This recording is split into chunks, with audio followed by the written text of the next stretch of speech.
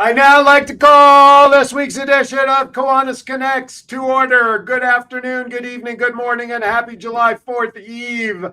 As you can see, I'm already in the spirit. Uncle Sam, Uncle Voice, I guess is really what it should be.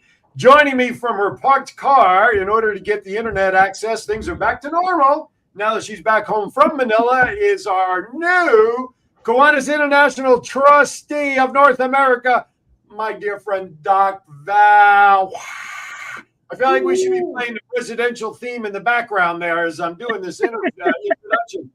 Also joining us, as you see on the screen, is a returning guest from Manila. We spared every expense to bring him in. He went from Manila to Bakersfield. He is the current incoming president for the next 2 years. He is Seth Hewitt. Good morning, Seth. Good morning, Doc Val. How's everybody on this July 3rd, 2026? Aloha. Yeah. Hey, good afternoon, everyone. I'm still on Manila time, but I'm feeling great. I fortunately am feeling good. I heard a few people are suffering with pneumonia today. Oh yeah, it's it's if it's a germ, I'm going to catch it. And I found 2 sets of germs, so I'm not going to tell you about one of them, but I will tell you that pneumonia is no joke. No, and once you get, have you ever had pneumonia before, Val? I have, but not this bad before. Gotcha. Because the rumor has it that once you get pneumonia, your body's very susceptible over the course of time to continue to get pneumonia. Is that true? You're a doctor, so wait, is that true? I'm not that kind of doctor, but I'm feeling like one right now. And so what my doctor shared with me on this one is it's bacterial pneumonia, so it's environmental. Oh, yeah. Yep.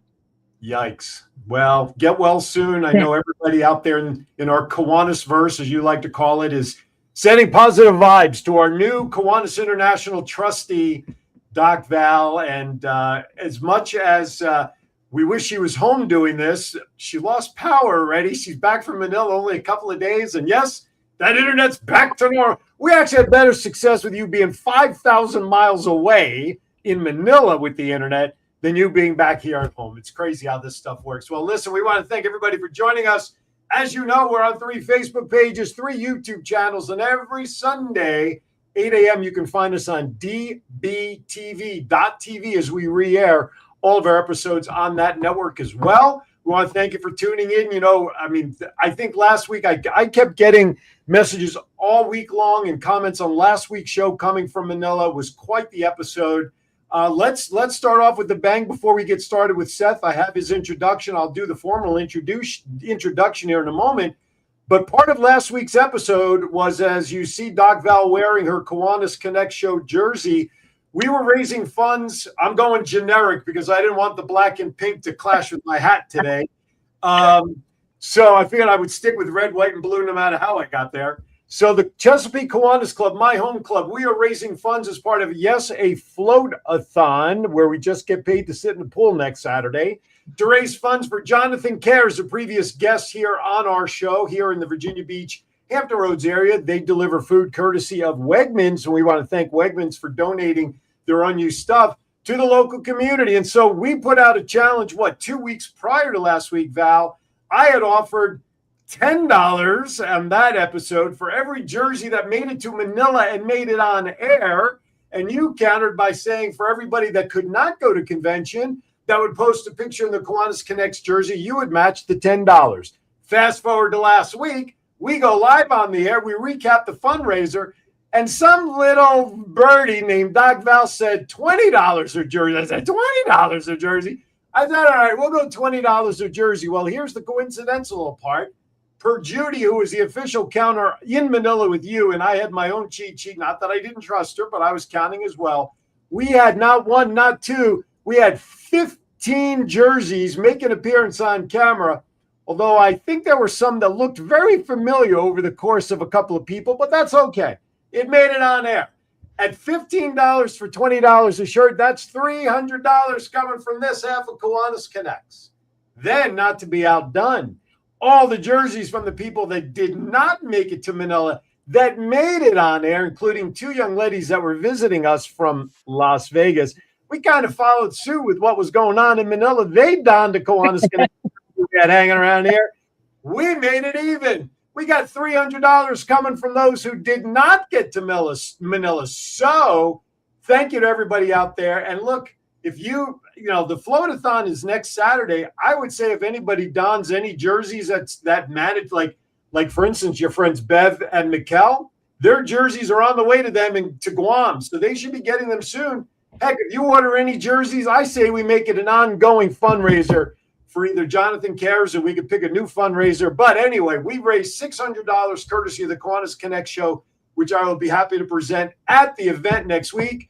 Herman, we're reading the Declaration of Independence at our celebration of 29 Palms. Yes, Herman, thank you. And congratulations to Doc Val from Herman. And so that's the update, $600 going. Plus, if you missed that and you don't have a jersey, but you want to contribute, I do have a birthday fundraiser going on right now on my Facebook page, just looking for any donation towards Jonathan Cares. I will add that to our total from Kiwanis Connects. We have 2 more days. My birthday's on Sunday. We're at $201. Boy, I'd love to hit 500 if we can, but anything to the good to help Jonathan Cares and what they do is tremendous. All right.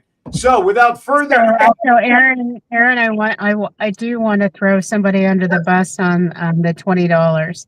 And so the person who's been on our show the most is John Crawford. And he mentioned that it was 20, not 10. So if anybody had done the correction, it was John. And I want to know when John logs in what his favorite color is, because he doesn't really like the pink.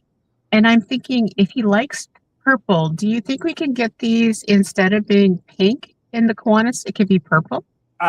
You know what? In all honesty, if we need to make an exception for Crawford because all that he does for this show and support and promote, I know somebody that knows some people. If you know what I'm saying, we can always change the pink to purple if that's what he really needs. And I would get a second shirt at that rate because you know me in purple. So, and I think Seth is going to ultimately need one as well. So. Absolutely, we can make it. But if we want to switch more to a purple. Absolutely, we can certainly do that. Favorite colors: Padres brown and Kiwanis blue. Now you're going a little too far here, Crawford. This isn't burning. This ain't burning. Recycling jerseys during the Manila live stream, you caught us red, white, and blue-handed. So I definitely need to pick up one for myself. And if we're talking additional colors, I might have to pick up a couple. Well, I'll tell you what. After the show, I will email you the details for cost. If you give me a color combination and I can see if I can get it done, I will be happy to accommodate per jersey. Nagel says, so you know a guy who knows a guy. Yeah, I know a guy, all right. Even Nagel cost me money going to Manila because he donned the Kiwanis Connects jersey, that Huckleberry. He ought to buy his own jersey for crying out loud to support the show. But anyway, if that's what they want, we could certainly do that. I can ask that for people, but I think we do need to switch the pink to the purple to be consistent with our branding, plus purple is your color. But if there are special orders, just, we'll address them as they come to see if I can make them happen with no promises. How's that sound? Sounds really good. And I'm so jazzed, and having Seth here is so important because while we were at Manila and we were probably in the wealthiest section of the Philippines, it was absolutely over the top amazing. It was a great cultural experience. But in talking with Seth, and one of the reasons why I brought him on board was because he did something that I thought so few people have done. And so I'm hoping you've got a really good introduction to him because we've made him wait almost 10 minutes to be able to share a story. I know, but he's a good sport. So he's a great sport. I am going to do the intro that he prepared. So if it's not up to standards, you can yell at him, Doc Val. Seth is preparing to begin a 2-year term as president of Kern Kiwanis, where he's dedicated to serving children and strengthening communities, both locally and abroad. And we'll talk about how that falls in line. He also serves as division chair for Teen Government Day and teaches elementary Sunday school at his local church.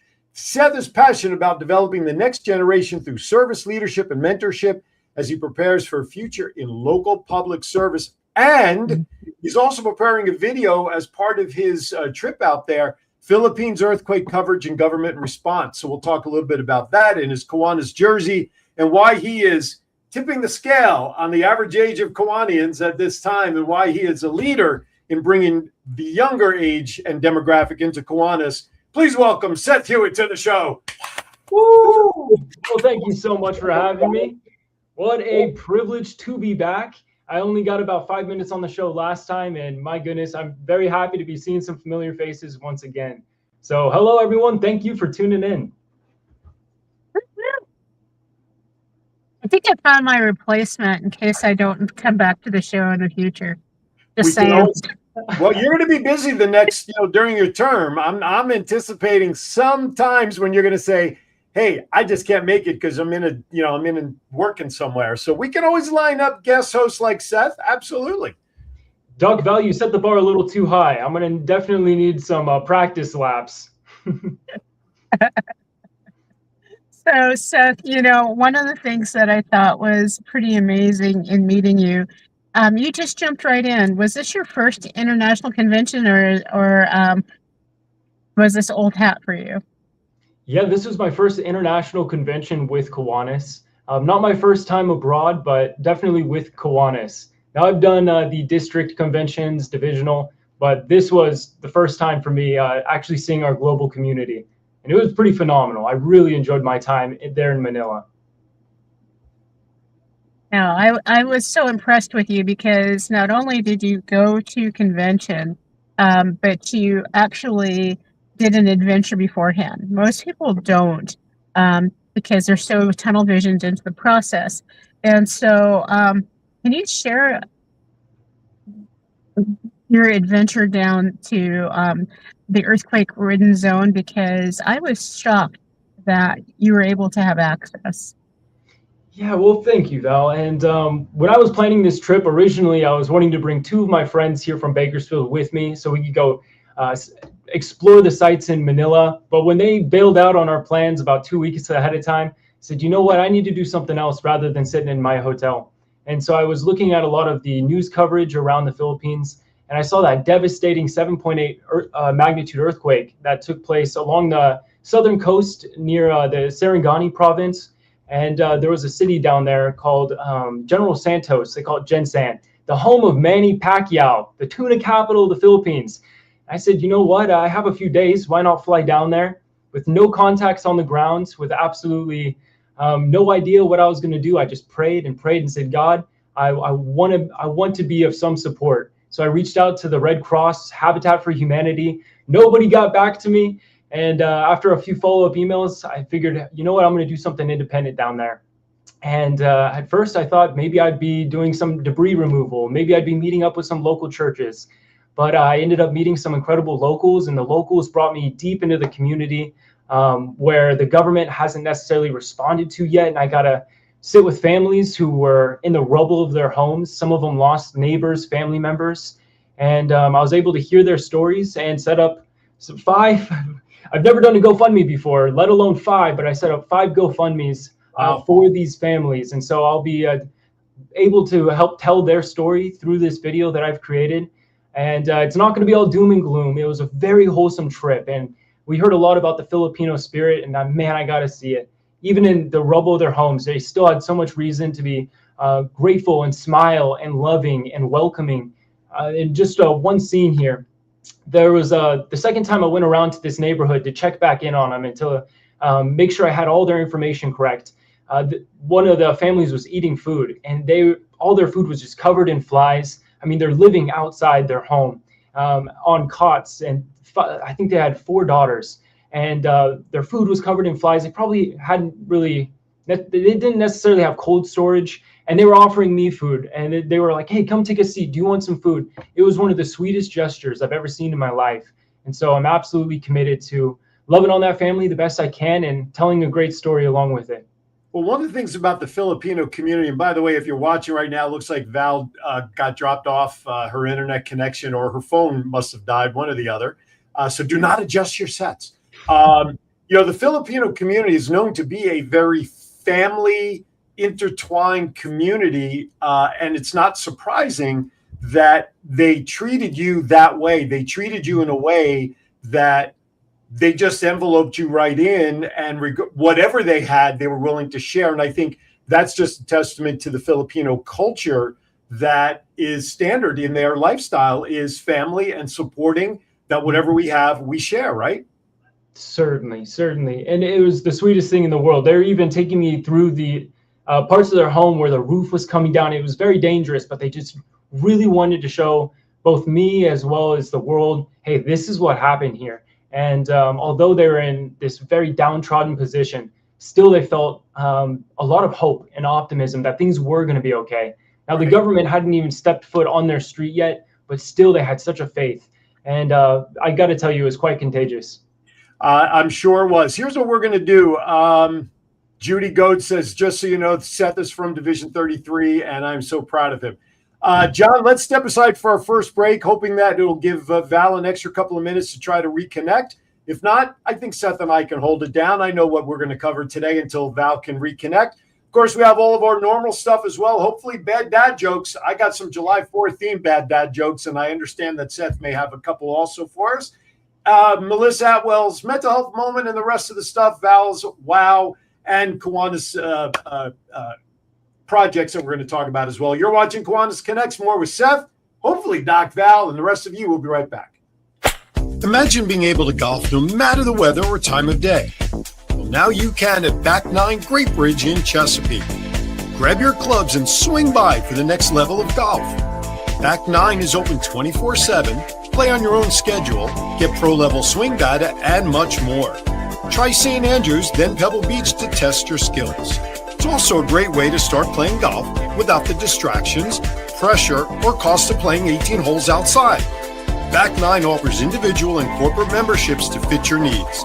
Back 9 is now open at 500 South Battlefield Boulevard in Chesapeake. Visit our website for more information.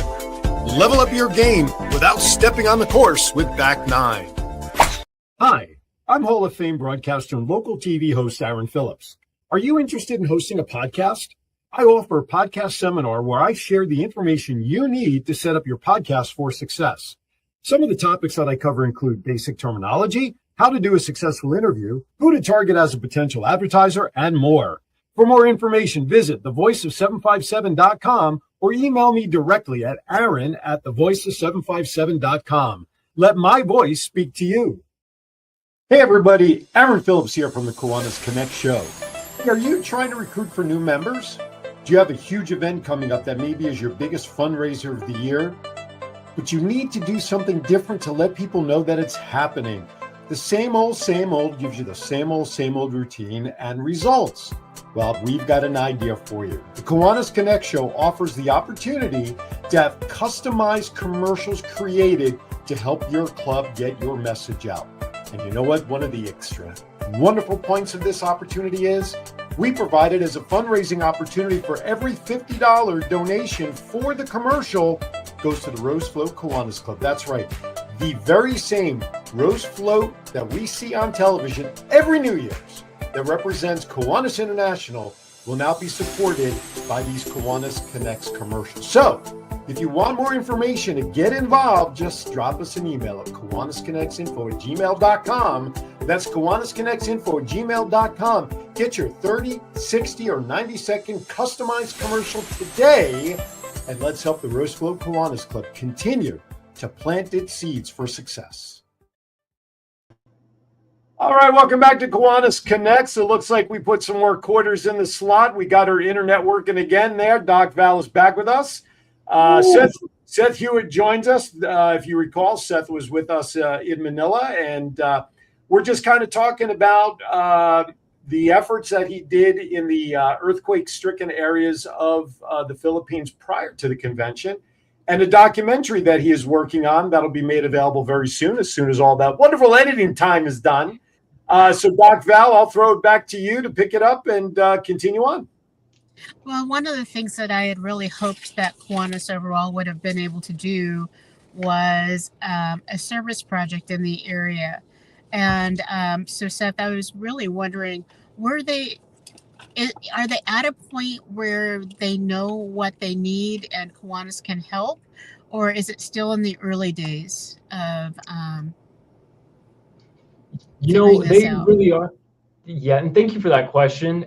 There's been a lot of relief agencies that have stepped into the area. About 54 evac centers have been set up, but we're talking about 3,000 destroyed homes, 32,000 buildings that have suffered damages. So right now you have some government response, but they're spread quite thin. The main points of support that I've heard were mainly from some of those agencies, such as a volunteer fire brigade. They were talking about how they just lack equipment and resources. And from those families in particular, a lot of that was just some attention on what was going on because they felt very isolated. They were outside of the main metro area where you have a lot of the government focus because that's where your goods are moving through. That's where a lot of the foot traffic is. And so the government is still on those early stages of branching out and getting a full sense of what happened to our city. You know, and I know Kiwanis is the most powerful after all the shiny lights go off and all the agencies kind of meld into the next crisis. And so I I'm looking at, you know, when we did relief in Lahaina and Maui, and when Kiwanis dealt with the hurricanes back east, and there was flooding to the point where full towns were gone, and after tornadoes, when the lights are on and the stars are in town, there's not much space for Kiwanis to step in. Um, but I'm really hoping that we will be able to activate the Kiwanians to feed the folks that are in that southern region, because I can see shortages on food coming really soon if they're not already happening. What was the living condition for those people that, you know, those 3,000 homes that are evacuated? Did they get relocated somewhere completely different? What does that look like? Yeah, so I just mentioned they had 54 evacuation centers set up, but I'll tell you, those aren't even at full occupancy. A lot of the families don't even want to leave their properties, and so they will be camped out front of their destroyed home because they're worried about people coming through and rummaging through their property, pilfering what's left.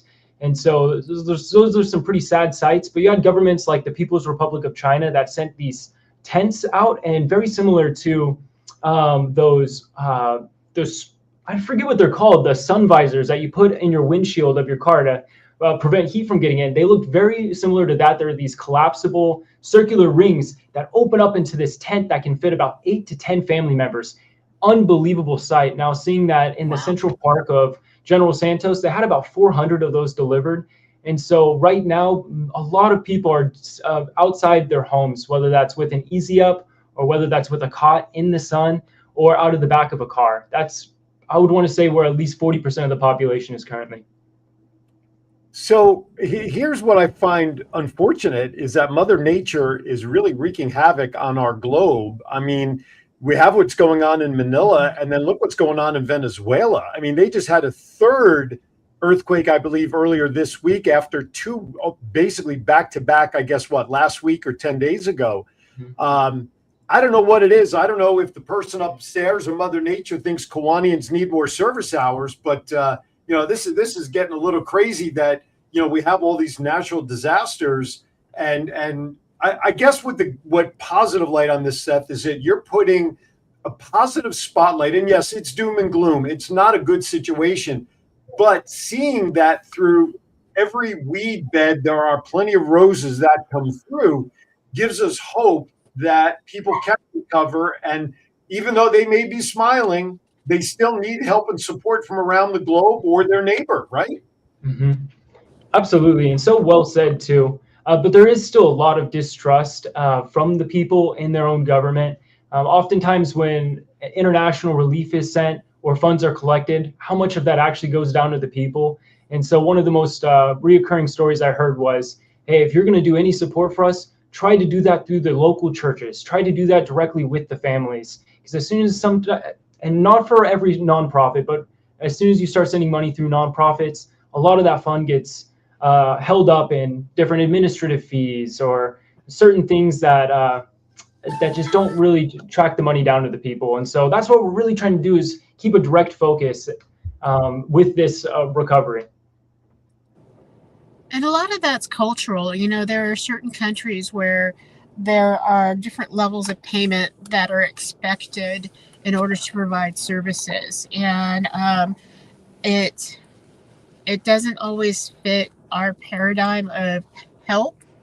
Um, but during times like this, I know it like you were saying, um, you don't want to be judgmental in how it works, but being able to work within the confines that will best reach the people. And Kiwanis is one of those groups. The Philippines has one of the largest population of Kiwanians. I think we saw that at Kiwanis International. Um, Oh yeah. there were so many Kiwanis clubs in the Philippines, um, that are providing amazing support and services to individuals. And so I know that they work directly through the churches and the independent schools. And so as we find out more information, your sources may be even more valuable than you think, because even a lot of the local clubs had no idea about what's going on down there, because I don't think we had any clubs in the local area that was affected the most. Yeah. I'm typically watching the global news media, and so I have a good sense of what's going on around the world. But I think sometimes with our American news consumption, it's one subject and then on to the next subject. And so oftentimes things that even happened on the 8th of last month are kind of becoming a faded memory. And so how do we, very similarly to an earthquake, kind of be that aftershock of how do we still keep some sort of attention on this? Because this is going to be something that's going to take 3 years rebuilding, probably longer. And that was one of the hardest questions to ask too. I felt very naive, and it left my mouth a few times. I would ask, how long until you think this gets rebuilt? And then it dawned on me, Seth, what a ridiculous question to ask. Because these things are so complex. Absolutely. But you know what? It is unfortunately, like you said. I mean, if people have to face these things, and we've seen natural disasters not only across the globe, but here in the U.S. when it comes to the earthquakes and the flooding, we've seen when things don't work, and you would think we would be better at it. And our countries know better at times. I mean, that's why when you hear these disasters locally, the Red Cross is the best place to make donations, because the funds will go where it's needed. When Hawaii had built, there was the monopoly on the costs and what it was going to take to ship lumber out there, because it's not easy. Well, I mean, how easy is it going to get resources out to those folks? Do you have any idea how easy it's going to be for resources? Well, I did a school drive to Uganda, to a very rural village called Wabalungu back in 2024. And I thought it would be as easy as collecting school supplies here in Bakersfield and then mailing them over. And then I saw the price tag on that of being near $3,000. So I decided to load them all up into 3 bags and bring them all the way to the school myself. And that was difficult. That is not feasible for this type of support regarding earthquakes. But once you get those local contacts, what I've found is that purchasing the items that are needed locally is always the best way to do it. And so, having those connections with even different, I had a chance to go interview a local fire station in General Santos. And even a collection point like that is something that you can trust. It's the firemen there already know the pain points in the community, and they also have the vehicles and the apparatus to be able to deliver those. Because you have to think about delivery too. How do you get the boots on the ground to get the supplies where they're needed? Well, I think firemen are everyone's best friend. So that would be one collective outfit that could be used. Absolutely. If you can email me those GoFundMe accounts when you have some time, I can put them up on the Kiwanis Connects page. If you have one in mind, if you want to put it in the private chat, John can pick it up and we can put it as a crawl. Or if you have a general website housing all this information, put that in the private chat and we can run it as a crawl as well to get people's attention to what you're doing and putting a spotlight on it. All right. I want to change gears a little bit, because if I know Val, she probably has a lot of questions still pertaining to the earthquake coverage and all that you're doing. So I want to leave a little space for her on that. But I want to go back to something that we touched on with you in Manila, and that is, look, you're probably as young as my own kids are in terms of age and your experience on this planet. So I want to talk about, because one of the fallacies and the thing about Kiwanis we have some, let's just say, some seasoned Kiwanians around the globe, and there's always the struggles with some of those experienced clubs bringing in a young generation like yourself with as we like to say from the old world, filled with piss and vinegar, who wants to get out there and do stuff. So I want to ask generally, what was your attraction to Kiwanis? What, as you had choices, you're a young guy. What is the attraction for you, and what do you think the attraction is for others to come to Kiwanis to, shall we say, tilt the experience, the median age of Kiwanis back down the slope? Talk about that, if you would, please. Yes, sir. Yeah, I'll try to keep it brief. Now, growing up, I've always been service-oriented, service-minded. In my senior year of high school, for example, I was involved in 12 clubs and president of about 3 or 4 of them, and most of which were service-oriented. But then college comes around, and all of a sudden, now you're having to worry about a job and college tuition, and there's just a lot of competing interests going on. And so I fell out of that service loop. Now I was able to do some independent stuff myself with the homeless population that I could do kind of on my own time. But when it came to joining an official club, it was very hard for me. So then fast track a couple years, and now I'm out of college and back in my hometown. I was working in disaster restoration, funny enough, for residential homes. And I was a speaker at a local Kiwanis chapter. Now, I knew my great-grandfather was involved in Kiwanis back in the 70s and 80s. However, I never knew which club. That was kind of a torch of leadership that never really got passed down in our family. And so while I was speaking at this club, I mentioned my great-grandfather, and they said, wait a minute, that was one of our former presidents, Walter Heisey? And they started telling me all these incredible stories about him. And I said, you know what?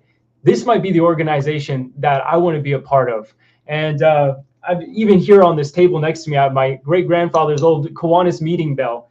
There you go. That's exactly what I was ringing at the start, was the mini bell. That's right. That's right. And I've had that for years and years and years, but now I see it in such a different light because I'm in this group. And coming in as a young person, I think, real quick, let me preface by saying, in my generation, there's this, I would say, what do you call it? Instant gratification versus delayed gratification. Right. Oftentimes, I think my generation's kind of conditioned into that instant gratification. And so things like volunteering, when there's not an immediate return on investment, right, oftentimes young people just can't really see the long-term vision there. And so I've been pitching Kiwanis to a lot of young people saying, hey, come on, don't you see it the way I do? And it's really hard for them to actually understand, hey, what are we doing here? Yeah, we're paying dues, but also we're doing service projects, and this is a great opportunity to network and to learn transferable skills. But really getting that message across has been difficult. And I think that's probably an issue with how we communicate ourselves and our presence as a club. Yeah, and it's funny, you mentioned the legacy and your grandfather's meeting bell. I had a lunch meeting with a person, a breakfast meeting this past week, and I met her at a gala for a nonprofit. I was emceeing the gala, and we started talking, and I was talking about Kiwanis. I was inviting her to and she's a young individual like yourself. And then I mentioned Key Club and Circle K, and all of a sudden she pauses for a second, and she says, I was a member of Key Club.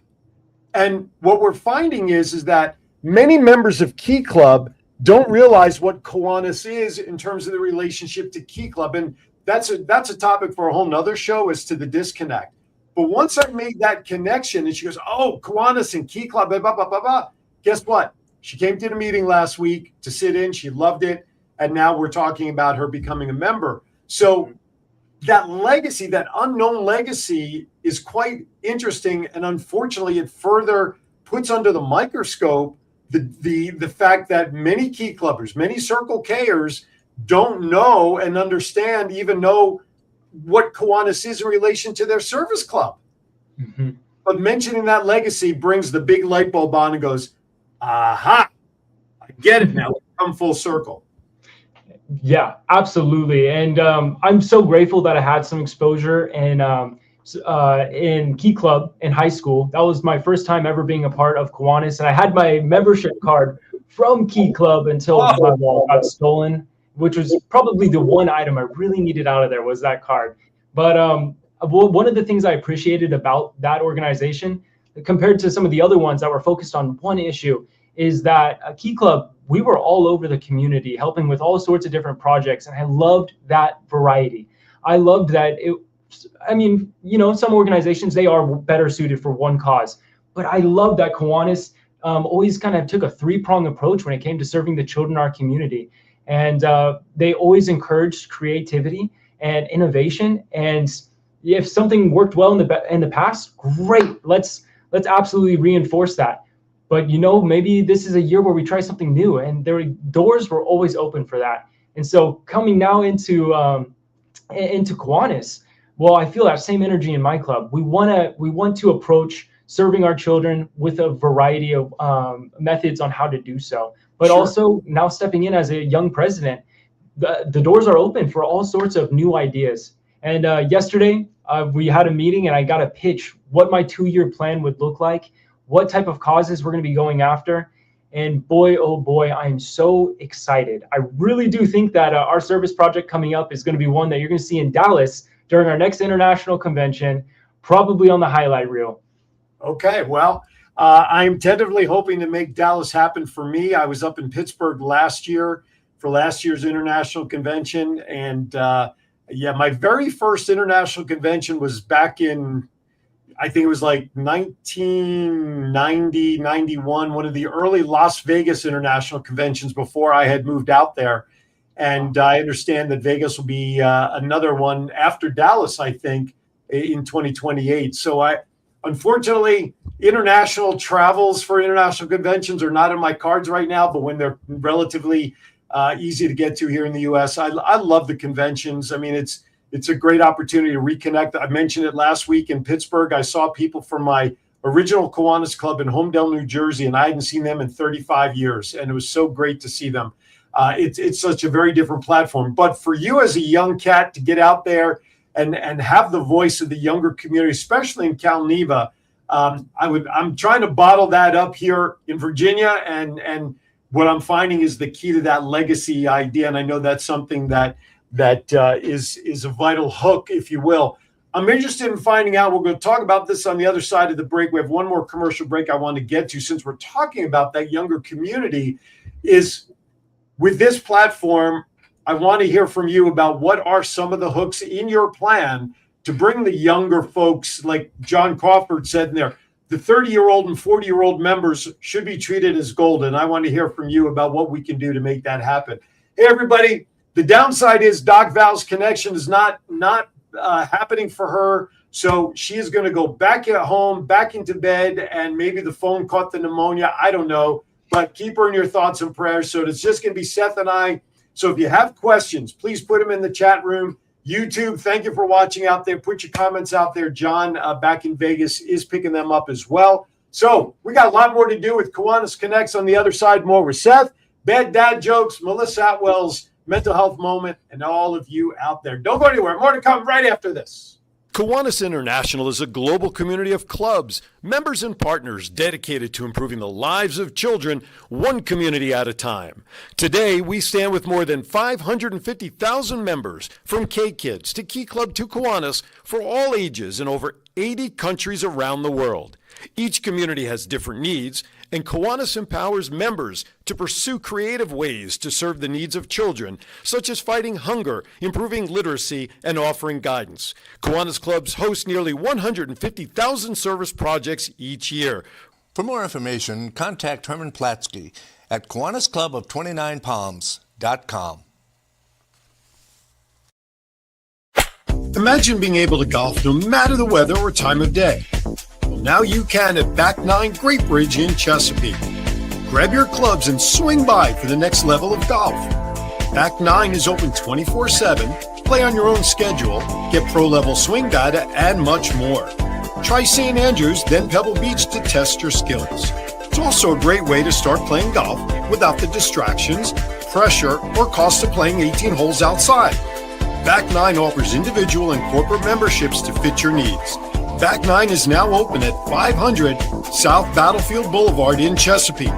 Visit our website for more information. Level up your game without stepping on the course with Back 9. The Granville Allied Gardens Kiwanis Club was founded in 1960. We provide service to Allied Gardens, Granville, San Carlos, Del Cerro, and surrounding communities of San Diego. Our support extends to the youth of our community by sponsoring programs at Hearst Elementary School K-Kids, Lewis Middle School's Builders Club, Patrick Henry High School's Key Club, and San Diego State University Circle K. Some of our favorite events and charities we support include the First Friday Concerts in the Park, patriotic holiday flags on Waring Road, Meals on Wheels, Cub Scouts, and the Allied Gardens Little League. Join our club. We are looking for people who care about making a difference for our children, for our community, and for our world. For more information about our Kiwanis Club and becoming a member, please visit www.alliedgardenskiwanis.org. All right, welcome back to Kiwanis Connects. Thank you for joining us. Seth Hewitt joins us again today on today's show. He is the incoming president for the Kern Kiwanis Club of Bakersfield come October 1st. Doc Val, John, if you could please put up Val's comment in there. We're going to jump just a little ahead. Of course, one of the segments we'd like to do is Doc Val's wow moments of the week. And apparently, Mrs. Taylor Kelsey, yeah, right. Should be more like Travis Swift, to be honest with you. Taylor Swift is donating $26 million to small charities around the globe. And she is certainly, I give her credit for that. A lot of people sit on their riches, but she is shaking it up and making a difference in the world to those charities. I don't know if there's a list out there of the charities that will be the recipients. Would love to see if Kiwanis is on there at some point, or some of the disaster areas like Seth and I have been talking about in the Philippines and now Venezuela. But on the side note, on the lighter note, apparently she and Travis Kelsey have officially wed, I guess yesterday or the day before, in a very private ceremony. Although I don't know how many people can really do this, but apparently she's booked Madison Square Garden for their party, home of the new the new NBA world champion, the New York Knickerbockers home arena. Anyway, Seth Hewitt joins us. We've been talking about everything from the disaster relief and coverage in the Philippines to Venezuela earthquakes and what to do about disaster relief and government support to what it's like to be a youngin' like this young cat over here. I think I got T-shirts older than him in my drawer. To be part of Kiwanis and why he chose, let's see, Herman shares on CBS this morning, whose group's all back east. Oh, you mean in my neck of the woods? All right, well, there you go. Thank you, Travis, and thank you for Herman for sharing that. All right, so I left off before going to break. What can we put out there? What, as you call them, hooks, do you think should be out there for the younger community to be involved, get involved in Kiwanis, and really could continue to make Kiwanis a sustainable international organization? Seth, what's your thoughts on that? Yeah, let me start by saying, Kiwanis, you are already everything that these young people are looking for. Oftentimes, some clubs, they feel as though they need to bring in young members, so they need to change up the things that makes Kiwanis Kiwanis. So what are the first things that are typically on the chopping block? The patriotic song, maybe the invocation, maybe saying the Pledge of Allegiance. I sure hope these things aren't on the chopping block, but I've heard these come up in conversation. Keep those things. The young people are swinging back on the pendulum towards tradition, and these are things that makes Kiwanis unique. Keep them. That's going to be part of the magnet. These young people, they already need to get volunteer hours to make themselves competitive in college or to brush up their job resumes. You have everything that they are looking for, but they just need to know who you are. And so what are we missing? Well, it's communicating what the organization is to them. Now, if your main projects are cleaning up streets, which is awesome, by the way, I'm one of the young people that loves that. Maybe these young people say, I'm going to be looking for something different. Maybe let me work in the hospitals and be a volunteer there. And maybe this will kind of segue into one of the projects that I'm doing is, if you do a service project that tells a story, that is what attracts these young people. All of our social media that goes across our screens, all these big YouTubers that are making tons of money, they do so well because they tell stories, even within their content that isn't necessarily like story oriented, but they're able to tell a story and it really grips our attention. Now, one example from our international convention, a project that got highlighted was from a community who they lost a child in the community due to malnourishment. And a Kiwanis chapter saw that and said, this was something so preventable. Our organization is going to step up and fill this vacuum of need. And they put together a kitchen that serves free meals. Other businesses caught wind of that because that is a contagious story that you're going to get a lot of free news coverage on. And so you have businesses supporting, and now you have this project with legacy impacts. That, I think, is where our minds need to be as Kiwanis chapters going into this next year. What are the vacuums of need that naturally tell a story? Because those stories are more attractive than you know to young Kiwanians, young professionals, young parents.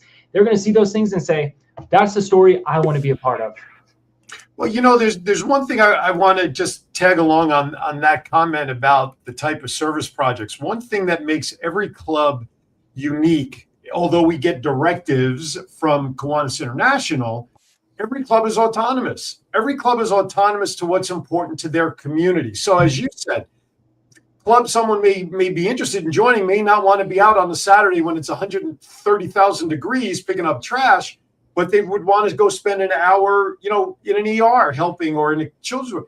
That's okay. And if it's not on the docket, but it's something you want to do, trust me when I tell you, your local Kiwanis club would be more than happy to report those service hours under your name. And maybe the club will adopt that project as an ongoing service project to do so. So let's not lose sight of the fact that every club has so much that it can offer within their community. You don't have to participate in every event that your club does, especially if it's not of interest to you, right? I mean, let's just because you're joining a club doesn't mean you have to do everything that's on the slate that the club is doing. That's right. Yeah, absolutely. Yeah, make a proposal of something different that you're doing that maybe the club will adopt it. The board of directors will consider it and do it. But I think that's well said, and I think that's something that makes Kiwanis unique on a whole. Yes, we have our directives, but at the same token, how we accomplish them is up to every individual Kiwanis club as it sees fit. There was one thing you mentioned though that about what might be on the chopping block, the Pledge of Allegiance and such. I would just tweak one thing. I don't mind. I love those things because they are tradition. However, the invocation, I would like to be considered more on the generic side of things because not everybody wants to say Heavenly Father, Jesus Christ's name, and all of that because of their own personal individual beliefs. And I think if we keep that in mind within the Kiwanis clubs when it comes to that invocation kind of thing, that would be the only thing I would tweak with that. Because being of the Jewish faith, I don't do that sort of things. That's just not my belief, although I do believe in a higher power. But I would just ask that we keep that cognizant. Elizabeth shares that her 101-year-old club brought back the patriotic songs. Absolutely. Some clubs do that. Some clubs don't. I think that's great. Just like being in school, right? We used to have to pledge and we would sing Star Spangled Banner, My Country 'Tis of Thee, whatever it is. Traditions is what a foundation should be about. And, just do what is fit for your club. The pledge is great. Invocations are great, depending on, how you do that. Heck, I did it once in Hebrew. I did an invocation in Hebrew and did it in the translation. You would think I was talking rocket science, but that's because members of my club were not really exposed to the type of pre-meal prayer that in a Jewish household one would do. So it would, we used to have a committee called Human and Spiritual Values. I don't think we do that much. I don't think we have that committee or that directive anymore, which is one of the reasons why I started doing that. Okay, enough about that. But yes, Elizabeth, thank you for sharing that.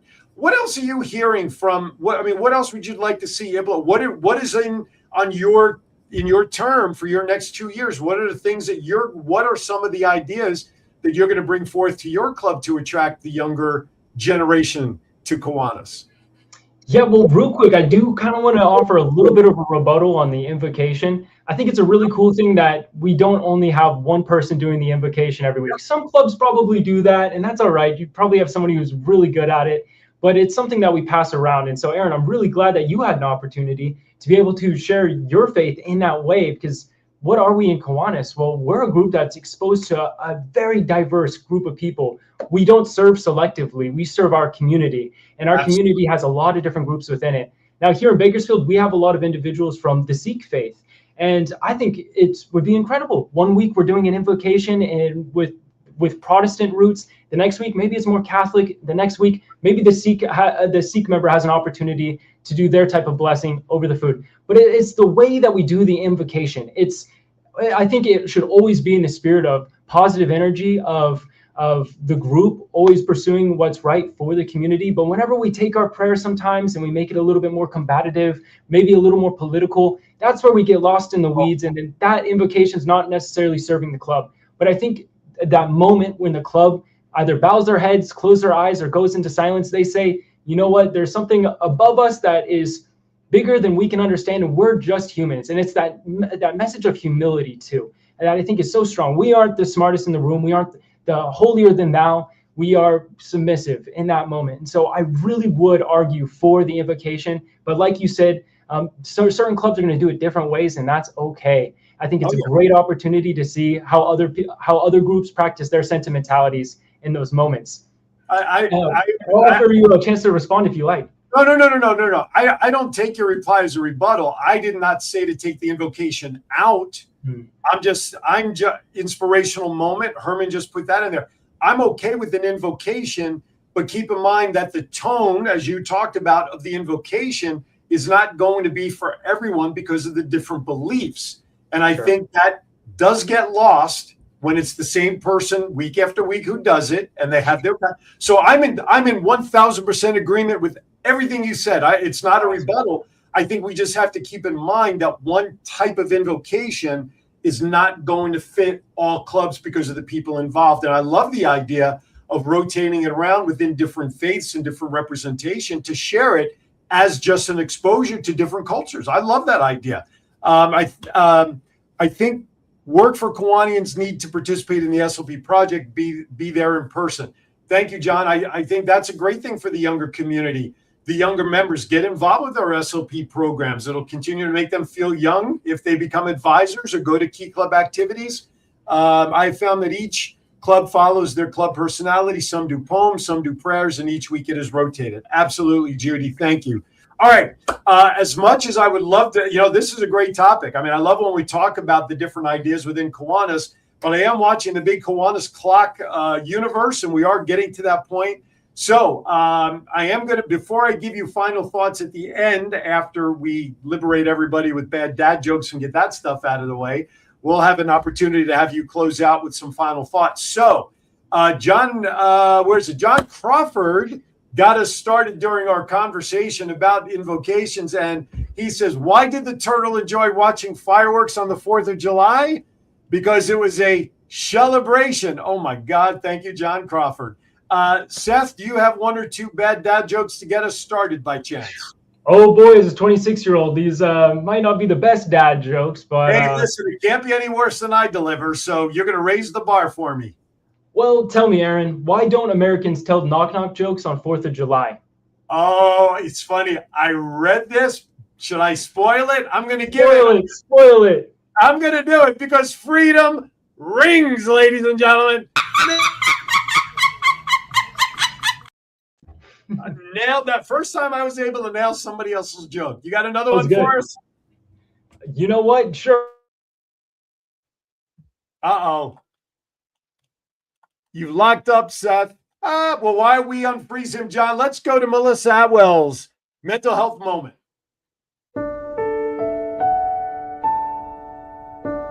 Oh, it looks like... Hi, I'm Melissa Atwell, founder and CEO of the Mental Health Moment. Today, I want to really point out that mental health is just health. It's not separate. Physical health, mental health. You don't ignore a broken bone, right? So don't ignore your mind when it's in pain. Prioritize your peace. Prioritize your mental health. Remember, take a moment for your mental health. All right, welcome back. Thank you, Melissa, as always. Yes, Nagel, you can't believe you stayed up for this. Listen, you love staying up for these bad dad jokes no matter what. All right, let's get to it. John, let's hit the intro. Bad dad jokes. Here we go.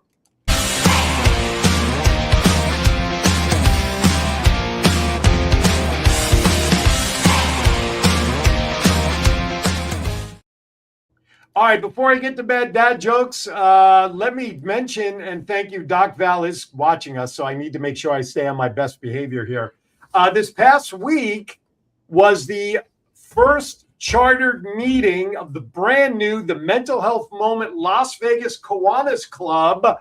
President Melissa Atwell in charge. Doc Val and I are participating, first members as well, but we're also going to be the club's, I want to say guidance counselors, because that's the first thing that comes to mind. But we're going to be there to make sure that we can help answer whatever Kiwanis related questions and things, as well as being members. So we had, I believe, I want to say between those in person at WWDB TV studios and those on Zoom, we had about 15 or so people on the first meeting. It's going to be a monthly meeting, the last Wednesday of every month. They've got service projects ready to rock and roll. So congratulations to Melissa Atwell and her team for the very first Mental Health Moment Las Vegas Kiwanis Club. These club names get longer and longer. The business cards are going to get longer and longer. All right, with that, let's get rocking and rolling with some Independence Day, Father's Day jokes. So here you go. What did the Lego people in the Lego City neighborhood do for the 4th of July, Seth? What do you think they did? They threw a block party. Yes! Whoa! Yes! Yes! Woo! Even the score on me. Yes, thank you. Thank you, Nagel. That is correct. Club coach, thank you. But yes, they hold a block party. There you go. Here's an interesting question. How many countries have a 4th of July? One? All of them. All of them. Yes, all of them, John, because it's on everybody's calendar. Exactly right. Here you go. What did the colonists wear to the Boston Tea Party? What did the colonists wear to the Boston Tea Party? Trousers? T-shirts, of course. Go on now. All right, next one. All right, keep those comments coming because I'm staying on the air, doggone it. Here you go. Where was the Declaration of Independence signed? At the bottom. Oh, go to your room, John. Yes, at the bottom, of course.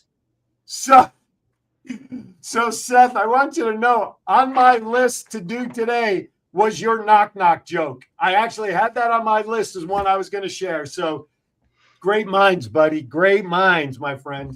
All right. Must be. What kind of tea did the American colonists want? What kind Would that be liberty? Yes! Yes! Liberty!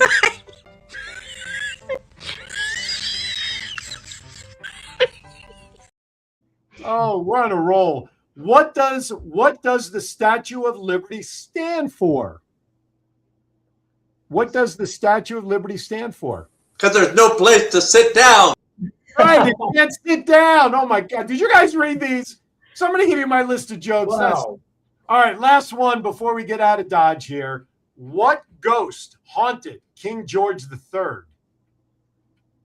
The Holy Ghost? No, that's not bad, but no, thank you for playing. No, the spirit of 76. Come on now, the spirit of 76. And that does it for this week's actually very cooperative Independence Day bad dad jokes. Everybody had answers for them, which is great. Of course, it's probably not hard to quickly Google Independence Day jokes. But anyway, that does it for that. All right. Before we say goodbye, Seth, I want to give you the last minute or so for final thoughts on whatever you want to share with our audience out there. So take it away. Aaron, thank you so much for having me on today. You and your team are absolutely outstanding, and I really appreciate this show that you put on for our community because it's so important to have something like this that we could tune into every week. And you just got yourself a new viewer, all right? So see me in the comments section next week. But folks, from me to your Kiwanis chapters, let me just tell you, you are perfect. Your clubs are perfect. You are everything that a young person wants and more. Just really find that vacuum. Tell that story, whether it's in your service projects or who you are as an organization. That's going to bring these young people. But don't go quick to changing your club up. Maybe there's going to be room for that here and there. But as of right now, just be so proud of who you are because that pride is so contagious. And these young people are looking for sources of pride everywhere. Show them that they can find that pride in Kiwanis. God bless you. And thank you so much for having me on today. Listen, I know I'm going to cross a line that we normally don't do, and I know you're going to be entering a world of real politics in the future. But at this point, if you're going to become president of the U.S. number 50 something or other or whatever, I'm voting for you. I don't care what it is. I got that. You got me. You got me as a fan of you, my friend. All right, everybody, listen. First of all, a couple of quick programming notes. Tomorrow's Aaron's Hour from 11 a.m. until noon is going to be a re-air of last week's show with Jeff Zeber from Mosquito Joe's Why, because once this show hits, I'm taking the rest of the weekend off. My birthday is Sunday. It's hotter than blazes out here. I'm going in the pool right afterwards. So this is it. Now, local time, 12:30 Eastern, or early next week on Facebook, the Voice of 757 TV show, which you'll find on Sky 4 locally, is the final installment, part 3, with my interview with Coach Chuck Hatcher, basketball legend here in the Hampton Roads and on a global scale, and former heavyweight boxing champ James Bone Crusher Smiths, who's got the biggest fists I've ever seen in my life. Part 3 of that, the final episode, will be airing tomorrow. With that, everybody, listen, be kind to everybody. Why? We are all we have. But please, next week when we reconvene for Kiwanis Connects, I want to make sure you're all safe. So please, if you're going to do fireworks, don't light them in your hand. Don't pull a Jason Pierre-Paul from a few years ago. Please be safe. If you are going to drink and enjoy, get a designated driver, get Uber, whatever it is, and be safe, because I want you all back here next week for our next edition of Kiwanis Connects. Special shout out to Doc Val. Please get well soon and get back under those covers. If you need some chicken soup, I can send some out to you, some real Jewish penicillin. All right, Seth, thank you for joining us. John, back there in Vegas, be safe this weekend out there with all the crazies for July 4th. And everybody, thank you again for joining us. Kiwanis Connects will be back next week. This show is adjourned.